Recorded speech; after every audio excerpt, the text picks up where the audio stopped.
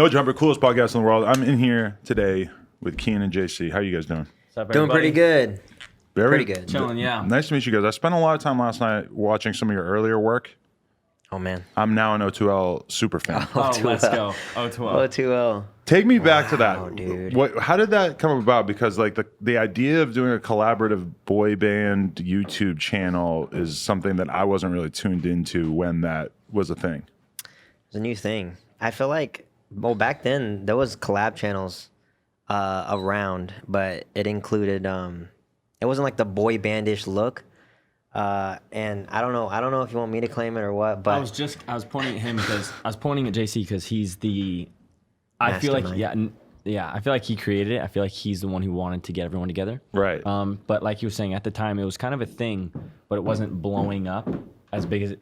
Sorry. Whoa, That one's particularly loud. We have like 3 weeks left in this place, and that's part of why. It no sounds worries. so weird. It sounds like it's like right here. I can't wait until the footsteps overhead is like a distant memory. It's like Yeah. a thing that we used to deal with. And We leave all this shit in. It's just this is a part of the space. character. It's character. But yeah, like I said, he created this whole thing, and at the time it really wasn't that big of a thing. So we were kind of taking a stab at something new. How old were you guys then? I was like, Man, I was 20. I was 20. 16. 20, 21. Yeah. You were 16. I was super young, yeah. Wow. And then there was Our youngest member was 13. Yeah, he was 14. Yeah. And was the idea like? Did you guys have a specific conversation about like the idea of creating this group that would maybe like be bigger than you guys could be individually, and that it might strike a chord in that sort of like young girl audience out there? Was that the idea? Yeah. Right around this time, like, obviously One Direction was popping. And I was like, in my head, I was like, why don't we bring this idea to YouTube, share like a channel together and have separate weekdays for individual person. So we started with 7 people actually, and Really? we dropped one at the It's very, tough. very beginning. Groups are tough. So we ended up, getting big with us 6. How did you guys end up being the ones that stayed together? Us 2. Yeah. So at the very beginning, we all kind of did the same thing. We were all YouTubers, and we all kind of like just made silly videos on the internet. And then slowly but surely, we all started feeling different, and we all wanted to pull away and do our own things. And it started with this guy named Connor. He wanted to pull out of the whole channel and pursue what he actually wanted to do. Left it to us 5. We all started kind of feeling that, someone wanted to sing, the other person wanted to pursue this. And Trevor Moran wanted to become Trevor Moran. Trevor wanted to become Trevor. Exactly. I know Trevor pretty well, so to watch the videos of him when he's super young in that group is crazy. Transformation is insane. Yeah. It's He's come a long way. 0 to 100. I saw you ask him if he was going to get fake boobs. Yeah, at some point he kept talking to me about that. I was like, dude, are you for real? Really? Yeah. Okay. I was like, are you really gonna do that? And he's like, stop asking me. I was like, okay. Because you've seen him come anymore. so far with his look. It's like, kind of where does it stop? Like, is he going to go fully? I don't even know how to describe Yeah. what he's doing. He's I love Trevor. I don't know. He's just been all over the place ever since like the tour. He was just always like that really like energetic one and would just say anything that's on his mind. I can still definitely feel like see he's the like that. like in that group thing. I could definitely see the appeal of that, because having a dude like Trevor around with just that personality and that sense of humor, it just like it creates like a cool group dynamic, Yeah. Definitely. He was There's one of A the to craziest Z. ones. Yeah. And he was the youngest, so. Okay. But like I was saying, everyone just wanted to do their own thing, but me and him felt like we were doing the exact same thing. We were just being stupid, hurting ourselves for other people's entertainment. And I don't know, we kind of just want to say fuck it and go for it. Yeah. And also we had the same like mentality on like, I guess, how hard we wanted to work for something, you know? So I think that's what gravitated towards just as like kind of like going solo or duo. So, and then we just did that in 2016. How did Charlie Puth end up doing your song? Because I saw a video of you guys performing the song last night, and it was a riveting performance. Oh, that was, it was, Charlie we Puth, almost got a, what is it? The music Grammy. We almost got a Grammy for that. Wow, Yeah. that would be insane. Yeah, for that performance. It was a super good performance. Wow. Charlie Puth, who knew him first? You? I don't know. Someone I knew don't know. him in the group. Was he huge at Oh, this you time? know what? I think he was No, producing this is- for, oh. He was a I think he was YouTuber. producing for Ricky. Wow. I think he was producing for Ricky. Yeah. That is crazy. Yeah, he actually produced a couple of Ricky Dillon's songs. And then we knew him through Ricky, I'm assuming now.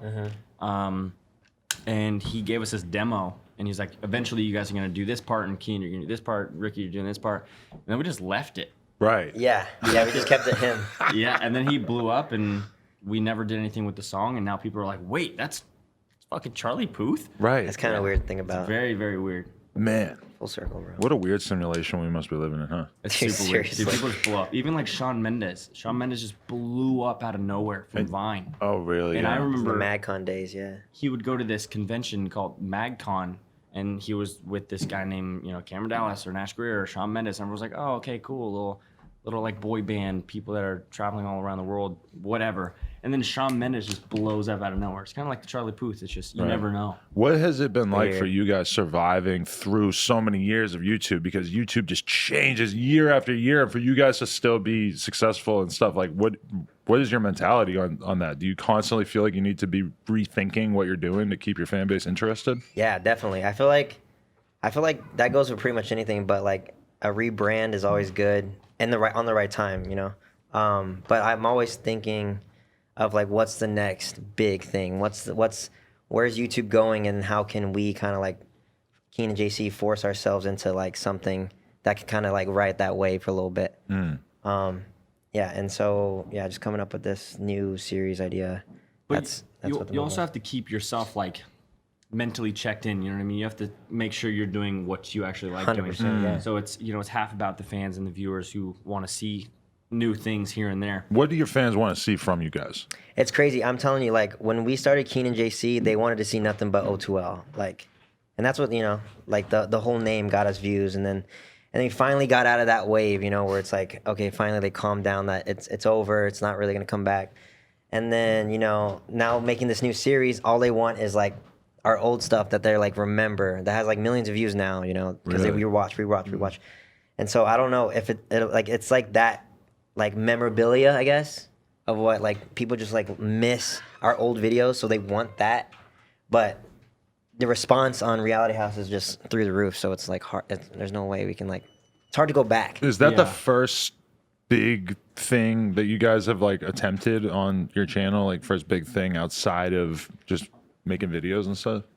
We did this thing called Last YouTuber to Leave the Box. I think Right. that might be one of the first, like on a scale, that was one of the first big things that we hit, where we just put a bunch of YouTubers in a glass box that we built, and the last one to leave got like $10,000. Right. And that really like popped off. And then from there we were like, okay, we want to do more series or more things involving other YouTubers. And I think this is one of the first actually big like ideas that we want to stick with and kind of create and build on.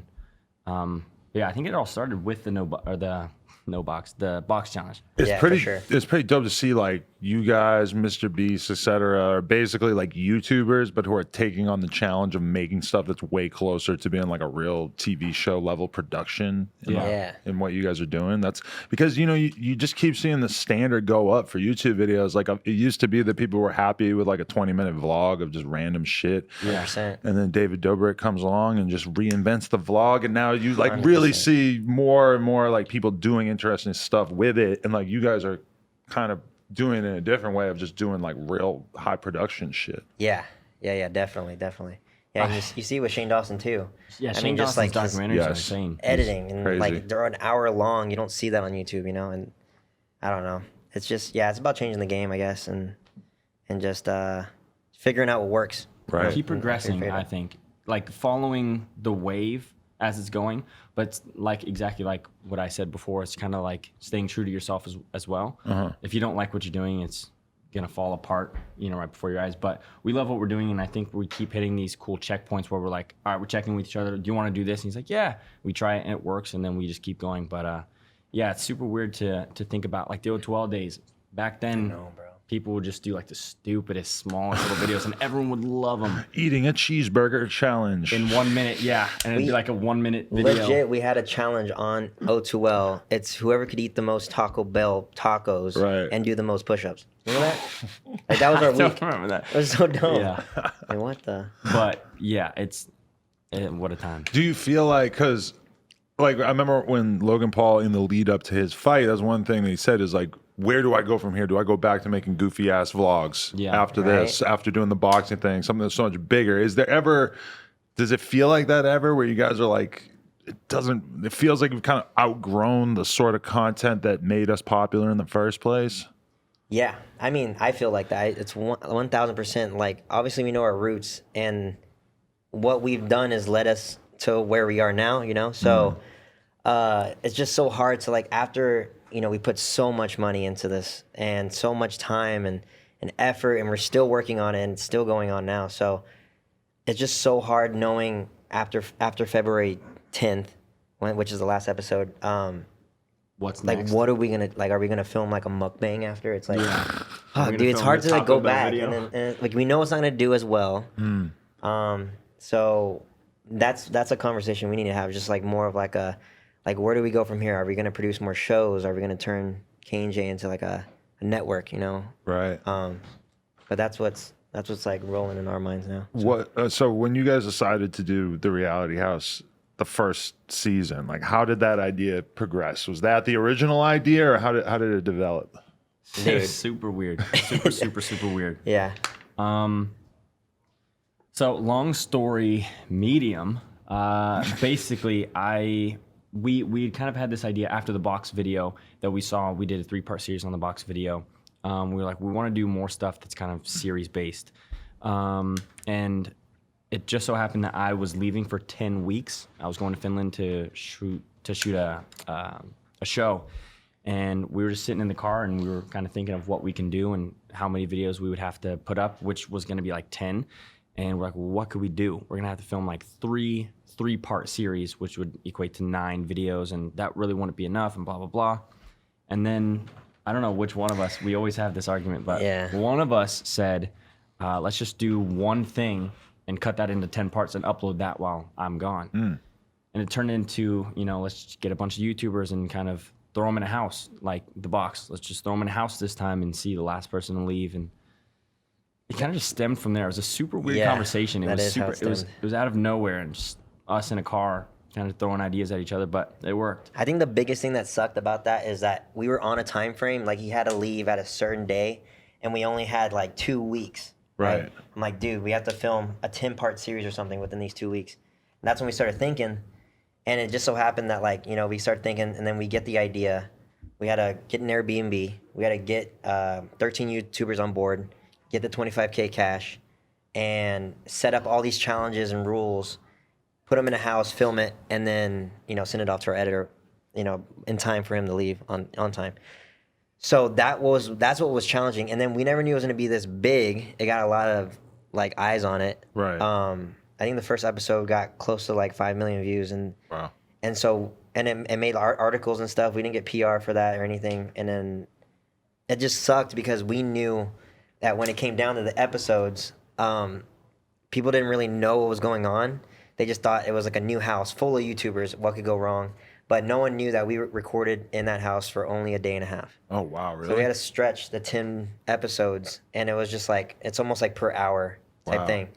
And so not much happened, and I knew it was coming, so obviously the views died. So I think that's the only thing that sucked on our end, that we weren't prepared for it to be this big. We had no time, I feel like, to... When I watched the original one, too, it was kind of weird with the sound and stuff, too. Oh, yeah, it was kind of hard. Like, I was actually super impressed with the second season. Like, how did you guys go about leveling up the production? Because it's way better quality. More money. Yeah. Long story short, more money. Thank you guys so much for watching. That clip. Dude, say that clip. Thanks so much for watching that clip. If you want to check out the full interview, head over to No Jumper and watch the whole thing. Thank you guys for watching. See you next time.